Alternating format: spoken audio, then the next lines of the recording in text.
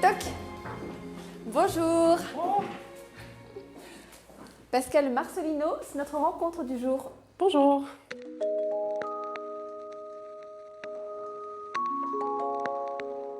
On va aller un peu visiter cette école de cirque de Châtellerault. Vous allez être mon guide évidemment. On va dans la grande salle, c'est ça? Oui, on va voir les élèves s'entraîner dans la grande salle.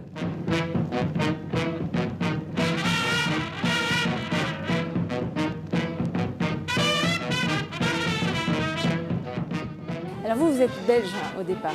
Vous êtes arrivé donc en 2010 à Châtellerault. Vous aviez 40 ans? C'est ça, 40 un ans. peu plus, voilà. Et qu'est-ce qui vous a amené ici du jour au lendemain? Je vous dirais le guide du routard au départ. D'accord.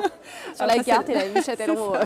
C'était vraiment cette sensation d'avoir fait le tour de ce que je pouvais vivre là-bas, à titre personnel aussi. D'ailleurs, il y a des pages qu'on tourne, et puis à titre professionnel aussi. Voilà, c'était une perspective. Et aussi, je trouve pour ma part en tout cas, c'était une façon de me reconnecter à mon enfance, ou en tout cas à mes désirs d'enfant. Et c'est encore le bon moment pour le faire, je trouvais. Et alors depuis, est-ce que ça vous sied cette nouvelle vie, à la fois en France et puis dans cette école de cirque de Châtellerault? C'est un équilibre en tout cas. C'est un besoin à la fois d'être dans ces activités ici à l'école, d'être en contact avec ces jeunes et avec mon équipe aussi finalement, et puis les partenaires extérieurs. Et puis voilà, ce côté privé où je me retrouve dans ma campagne entre mes champs, parce que c'est un besoin aussi de me reconnecter d'une autre façon après certaines journées peut-être un peu plus particulières. On va aller faire un tour sous le chapiteau. Oui. Là, c'est vraiment l'endroit où tout se passe. C'est le lieu de la réalisation de tout le travail qui se prépare ici.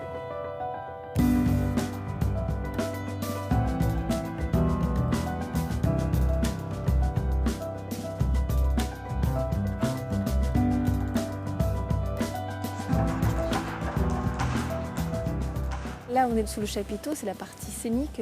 Quel est le rapport que vous avez, vous, avec la scène, tout ce genre de milieu-là? Alors, j'ai une carrière aussi d'artiste, puisque je suis pianiste, j'ai joué en quatre mains, j'ai fait de la musique de chambre, j'ai accompagné beaucoup de chanteurs, donc j'ai un rapport à la scène aussi, j'ai un vécu à ce niveau-là. Vous étiez professionnel ou amateur? J'étais professionnelle. Ah oui. Voilà, et j'ai mené en même temps une carrière d'enseignante, donc j'enseignais le piano, et puis en même temps d'artiste aussi, donc je faisais les deux en même temps. Mais ça n'a rien à voir avec le cirque, tout ça? C'est cette liberté-là finalement que je cherchais aussi. Où c'est vrai que les processus sont complètement différents, puisqu'on est vraiment dans le cirque, dans des processus de création. Et c'est quelque chose finalement qu'on découvre peu en musique classique, puisque on part d'un répertoire, on part de quelque chose de très conventionnel.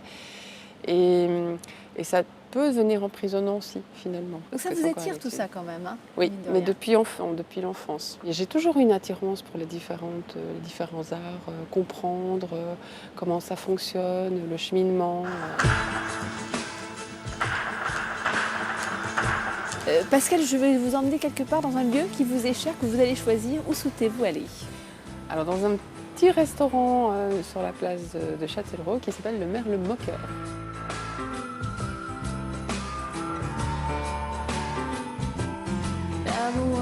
Qu'est-ce qui vous plaît ici dans cet endroit? Alors c'est un endroit un peu atypique, un lieu propice je trouve pour y accueillir des artistes, que ce soit à table mais aussi sur les murs, puisque voilà, il y a en permanence une exposition. Et un petit coup de cœur aussi parce que le patron en profite beaucoup pour travailler avec les producteurs locaux. Voilà. Et comme j'ai une sensibilité particulière sur l'écologie, les produits bio. Oui, très bio. Voilà. C'est-à-dire vous faites de la cuisine bio chez vous, etc. Le plus possible. Je fais mes cosmétiques, je fais mes savons, ah oui voilà, mes lessives. Ça va bien, quand même. Ça, c'est une autre facette. Voilà. Et c'est une envie aussi de penser aux générations futures. Pascal, une dernière question rituelle. Si vous deviez être un personnage célèbre, qui seriez-vous? Alors Simone Veil. Simone Veil, pourquoi?